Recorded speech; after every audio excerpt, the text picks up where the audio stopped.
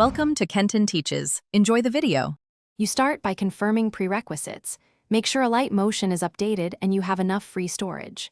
Next, inspect your source files. Mixed codecs or mismatched frame rates often cause export failures, so convert clips to a common codec and 30 FPS if needed. Once done, clear the app cache and close other apps to free RAM.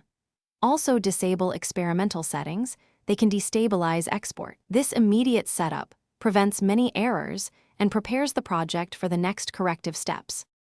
Now you adjust the project for reliable encoding.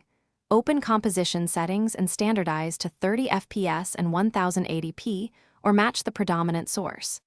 Then, lower the export bitrate or choose MP4 with H.264.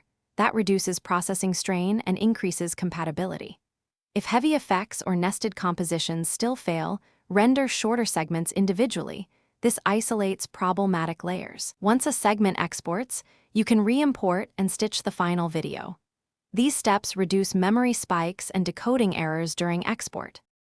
You're ready to export. Do a short test clip to validate settings and playback. This saves time versus a full render. If the test succeeds, export the full video. If not, try toggling hardware acceleration and export again.